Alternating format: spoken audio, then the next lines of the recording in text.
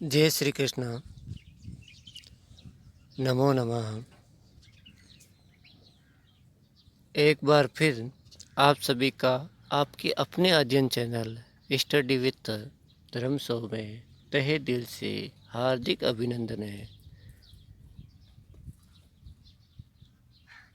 मित्रों, हमने अध्याय 17 में धातुरूपणी प्रकरणम भाग 13 पढ़ा था, जिसमें लुंग लकार को हमने विस्तार से समझा और जाना।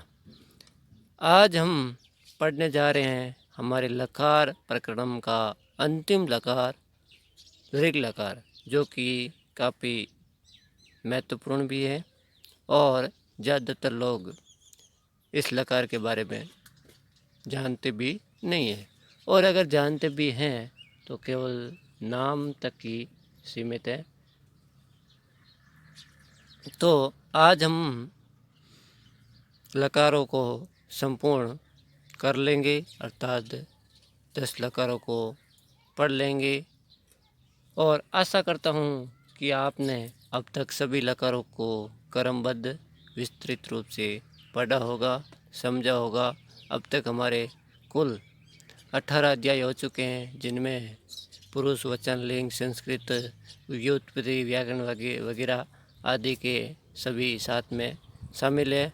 तो ज़्यादा समय न लेते हुए शुरू करते हैं हम आज का अपना बिंदु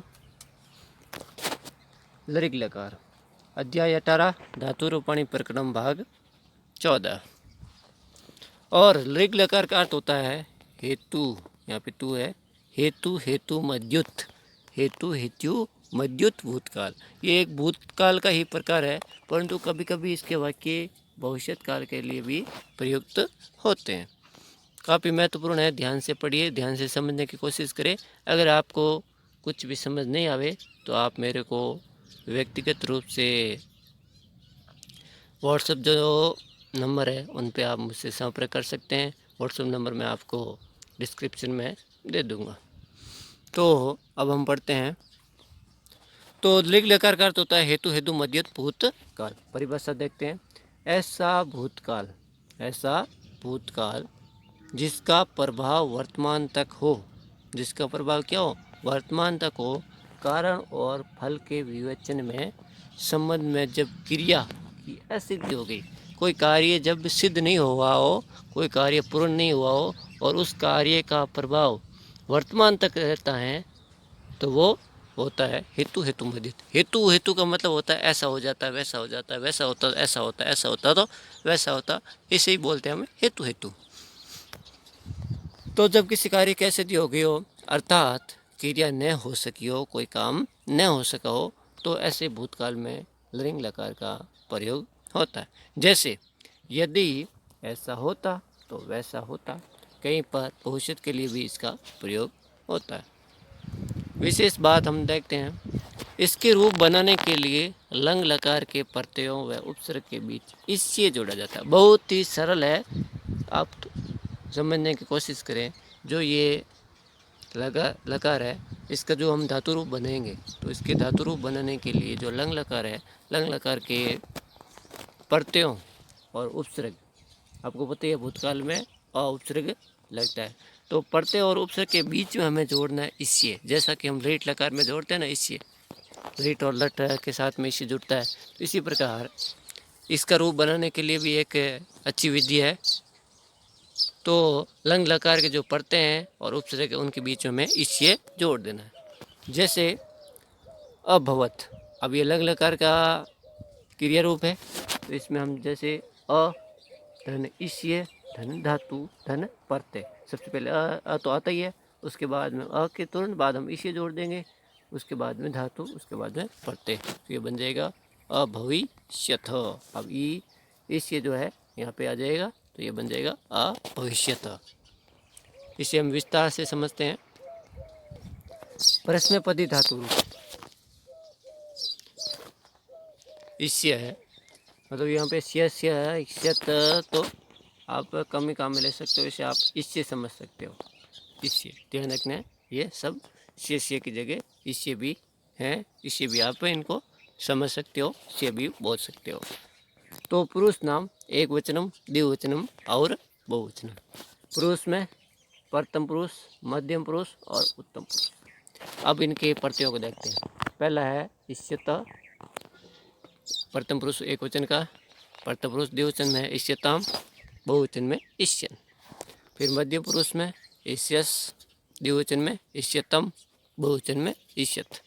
उत्तम पुरुष में इष्यम, द्विवचन में इष्याव और बहुवचन में इष्याम। कुछ भी नहीं है, केवल इष्य लगा के त, ताम, अन, स, थम, त, अम, ए, आ, ए, आम वाला वही वैसे लंग लकार वाले पढ़ते हैं, उनके आगे केवल इष्य जोड़ा गया है और इन सब के आगे अ लग जाएगा।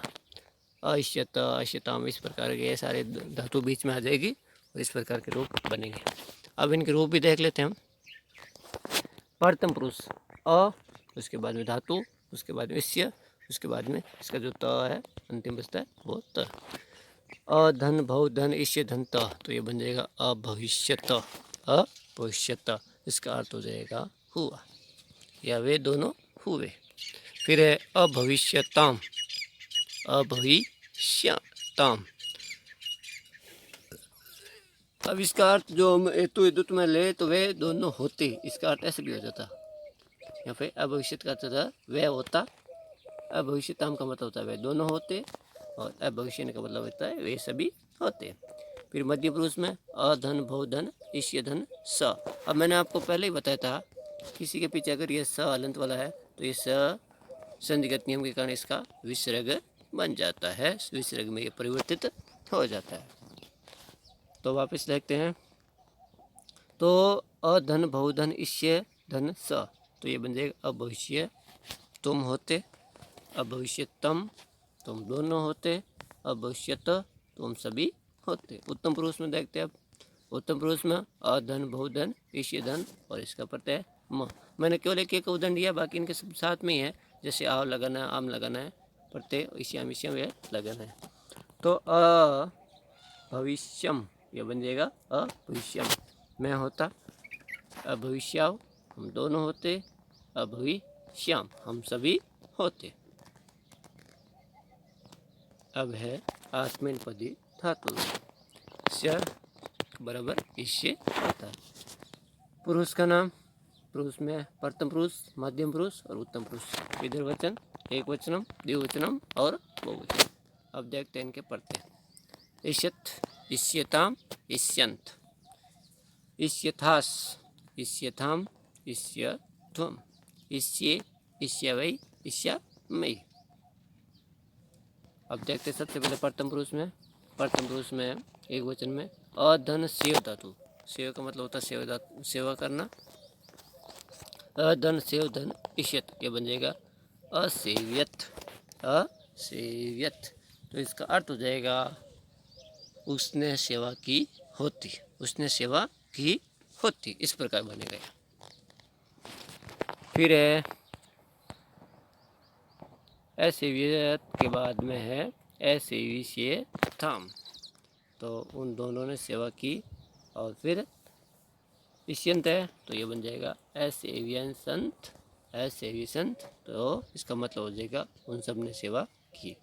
फिर मध्यम पुरुष में, मध्यम पुरुष में है अधन सेव धन इष्यता, ये बन जाएगा असेव्यत।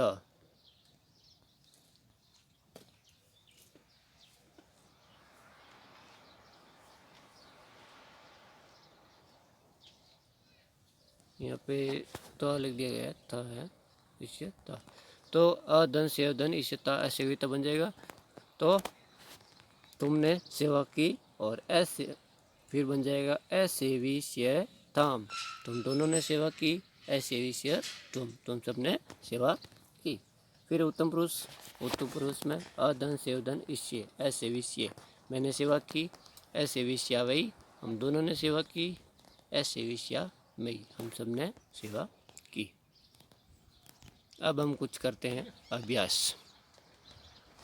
अभ्यास में यदि अच्छी वर्षा होती तो अच्छा अन्न होता, यानी कि हेतु हेतु मदद है, तो इसका अर्थ है वाक्य कैसे बन जाएगा। यदि अच्छी वर्षा होती तो अच्छा अन्न होता, वर्षा अच्छी होती तो अन्न भी अच्छा ही होता। सुवृष्टि यानी अच्छी वर्षा, चेत यानी यदि, अभविष्यत यानी होती, त्रयी यानी तो, सुभिक्ष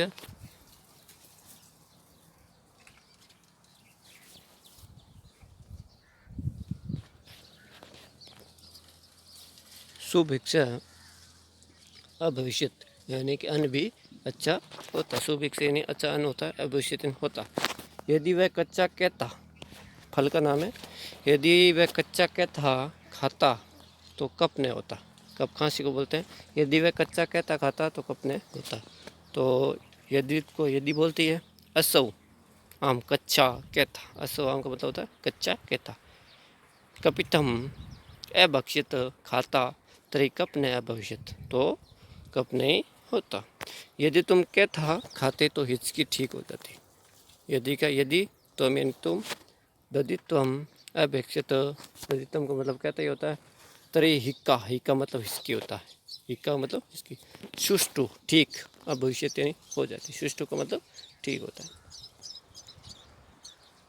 अगला है, यदि वे पक्के गुल्लर खाते तो उनका दाह ठीक हो जाता। दाह मतलब जले हुए, जो कुछ जल जाता है किसी चीज़ से। यदि वे पक्के गुल्लर खाते तो उनका दाह ठीक हो जाता। यदि अम्मी, अम्मी यानी वे, यहाँ पे अम्मी का अर्थ होता है वे। पक्के गुल्लर, पकवान उदुम्रान अबक्षिशन खाते तरी तो तैसाम उनके दाह दाह सुष्टु ठीक अभविष्यत हो जाता। फिर अगला है, यदि तुम गुल्लर खाते तो पुष्ट हो जाते। पुष्ट का मतलब हष्ट पुष्ट, स्वच्छ स्वस्थ। यदि तुम हेमदुग्धान, हेमदुग्धान कहते हैं गुल्लर को, अभक्षित खाते तरी तो पुष्ट पुष्ट अभविष्य हो जाते। फिर अगला है, तुम सब नींबू खाते तो मुंह में दुर्गंध ने होती, दुर्गंध ने होती। तुम सबको बोलेंगे यूयम, यदि यानी यदि जम्भलम, जम्भलम का मतलब नींबू होता है। अभक्षित खाते तरी तो मुख्य, अब इसमें ए है, इसका मतलब सप्तमी व्यक्ति है। मुख में दुर्गंध, दुर्गंध न नहीं अभविष्यत होती। फिर है, यदि मैं नींबू खाता तो मंदाग्नि न होती। मंदाग्नि यानी धीरे धीरे जो अग्नि होती है उसे बोलते हैं मंद धन अग्नि या मंदाग्नि है, नहीं होती। यदि अहम मैं जम्बीराम, जम्बीराम भी नींबू को ही बोलते हैं। अभक्षित खाता तरी तो मुख्य मुंह में दुर्गंध, दुर्गंध न नहीं अभविष्यत होती। फिर है, हम सब वहाँ होते तो गुल्लर खाते। हम सबको बोलेंगे वयम। अब तत्र एक अवयव शब्द है जिसका अर्थ होता है वहाँ। अभिश्याम होते तरी तो जंतु फलान यानी गुल्लर बोलते, गुल्लर का दूसरा नाम है जंतु फलान। अभक्षिश्याम यानी खाते हैं। हम सब वहाँ होते तो जंतु फलान खाते। तुम होते तो तुम भी खाते, तुम होते तो तुम भी खाते। तो तुमको बोलेंगे तुम, अभविष्य होते तरी तो त्वम, तुम अपि भी अभक्षिष्य यानी खाते। इस प्रकार आज हमने लृंग लकार को विस्तार से पढ़ा, समझा और हमारा जो धातु रूपाणी प्रकरण है वो आज पूर्ण हो गया है। आशा करता हूँ आपको ये प्रकरण समझ आया होगा। इसी के साथ में धन्यवाद। जय तु संस्कृतम, जय तु भारतम, वंदे मातरम। हमारे साथ बने रहिए और चैनल को सब्सक्राइब अवश्य करें। धन्यवाद।